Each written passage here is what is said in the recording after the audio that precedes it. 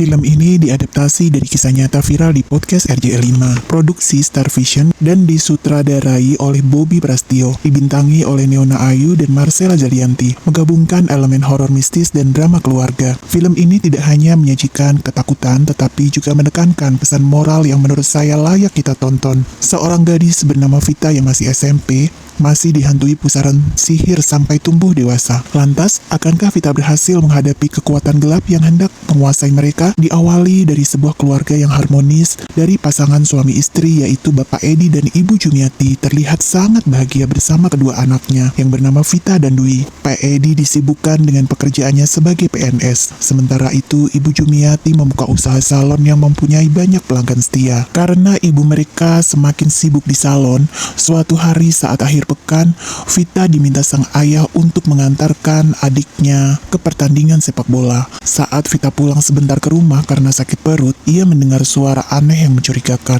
Vita yang penasaran mengendap dan menuju arah suara tersebut. Perasaan Vita sudah tidak karuan, curiga karena suara tersebut terdengar dari kamar ayahnya. Betapa kagetnya Vita ketika membuka pintu dan melihat ayahnya bersama dengan wanita lain. Pak Edi kaget karena dipergoki oleh Vita. Pak Edi kesal dan menampar Vita. Pak Edi mengancam Vita agar tidak mengadu kepada ibunya. Vita menangis jadi-jadinya karena kesal dengan Pak Edi. Tak berselang lama setelah kejadian tersebut, Pak Edi yang seorang PNS berangkat dinas ke Palangkaraya. Dia berpesan pada anak laki-lakinya untuk tidak nakal ketika Pak Edi tidak ada di rumah. Saat itu, Vita hanya mengintip dari pintu karena dia masih kesal dengan ayahnya. Tetangga mulai berguncing karena keanehan keluarga tersebut. Mereka curiga karena tidak melihat Pak Edi dalam waktu yang sangat lama. Hal tersebut tidak disadari oleh Vita dan ibunya. Vita merasa bahwa Pak Edi baru pergi seminggu untuk dinas. Ibu Vita pergi ke pantai untuk merayakan ulang tahun Dwi. Ibu Vita memberikan Dwi kado sebuah mainan kesukaannya. Saat kembali ke rumah, Ibu Vita bertemu dengan Pak Burhan tetangganya. Pak Burhan menanyakan keberadaan Pak Edi yang sudah lama tidak terlihat.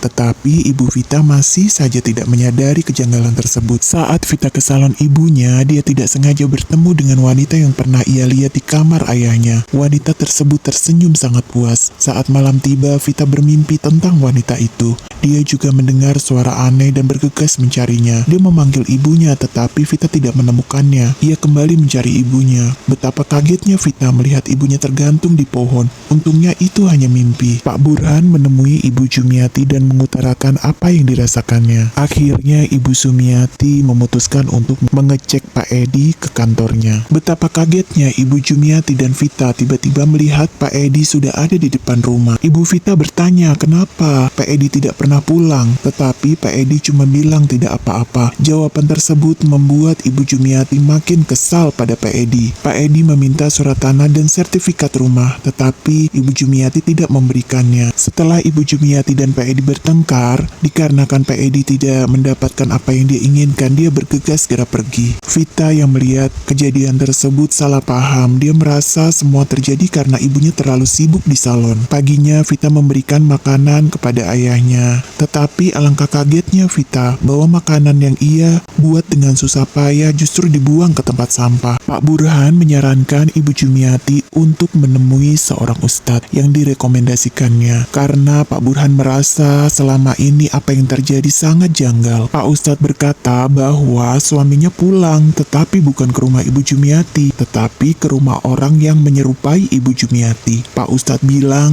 semua terjadi karena sihir yang sangat kuat. Hari demi hari berlalu. Ketika malam tiba, Ibu Jumiati dan Vita mengalami serangkaian kejadian mistis di rumah. Foto pernikahan Ibu Jumiati dan Pak Edi tiba-tiba saja retak. Tak hanya itu, salon pun menjadi semakin sepi. Para karyawan khawatir jika usaha salon milik Ibu Jumiati jadi target dari orang-orang yang tidak suka dengan usaha mereka. Untuk membuktikan hal tersebut, Ibu Jumiati menunggu salon hingga larut malam. Dugaan para karyawan ternyata benar. Ada orang yang sengaja menabur tanah kuburan. Betapa kagetnya Ibu Jumiati bahwa yang menabur tanah kuburan tersebut adalah suaminya sendiri. Akhirnya Ibu Jumiati datang ke kantor Pak Edi untuk melaporkan perselingkuhan Pak Edi agar Pak Edi mendapatkan hukumannya. Fakta mengejutkan terjadi di mana Pak Edi sudah menikah lagi dengan perempuan bernama Rini dan melaporkan istri pertamanya bernama Jumiati sudah meninggal. Hal tersebut membuat Ibu Jumiati menjadi semakin emosi terhadap Pak Edi. Pak Edi tega membuang dirinya dan juga kedua anaknya demi wanita lain. Sementara itu, Vita terpaksa tidak bisa mengikuti ujian di sekolah karena tunggakan yang tidak kunjung dia bayar. Ia pun berinisiatif meminta pada sang ayah dengan mengikuti ayahnya diam-diam saat pulang ke rumah. Namun sayang, respon Pak Edi sangat buruk dan mengusir Vita agar tidak lagi mengganggu dirinya. Vita sakit hati dan kemarahannya dilampiaskan dengan mendatangi salon milik Rini. Rini berpura-pura disakiti sambil menangis gara-gara Vita. Pak Edi semakin marah karena hasutan Rini sehingga langsung mengusir Vita. Waktu terus berlalu, berbagai kejadian mistis semakin sering mengganggu kehidupan Ibu Jumiati dan anaknya. Tak hanya sampai di situ, hal tersebut menyebabkan kondisi Ibu Jumiati menurun drastis.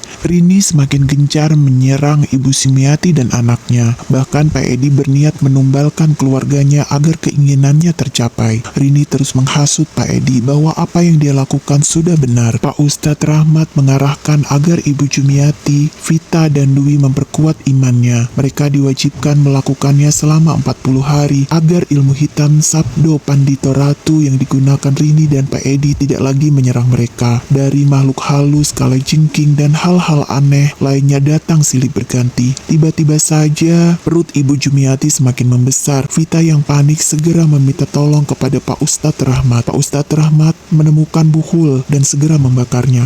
Salon Ibu Jumiati pun semakin sepi sehingga Ibu Jumiati harus menutup salonnya. Puncaknya ketika Vita kerasukan, Pak Ustadz Rahmat segera menolongnya. Pak Ustadz melakukan apa yang bisa dilakukan dengan susah payah. Akhirnya dengan pertolongan Allah, Ibu Jumiati dan keluarganya dapat diselamatkan. Iblis yang menanti tumbal dari Pak Edi dan Rini marah karena keinginannya tidak dapat terpenuhi, sehingga ia menuntut tanggung jawab dari Pak Edi dan Rini. Pak Edi lari ketakutan sehingga mengakibatkan dia jatuh dari tangga dan mengalami kelumpuhan. Sedangkan Rini seakan dibuat menyakiti dirinya sendiri dengan benda tajam. Vita sudah menjadi guru TK tetapi masih tidak bisa melupakan Pak Edi. Karena penasaran, dia mencari keberadaan Pak Edi. Pak Edi sekarang tinggal di tempat terpencil dengan Rini karena menuai apa yang mereka perbuat. Demikian akhirnya pesan moral utama dari film ini adalah tentang dampak buruk perselingkuhan dan penggunaan sihir yang dapat menghancurkan keharmonisan dan psikologis keluarga dan tidak melakukan kejahatan dengan ilmu hitam. Demikian cerita dari saya, sampai jumpa dengan cerita berikutnya.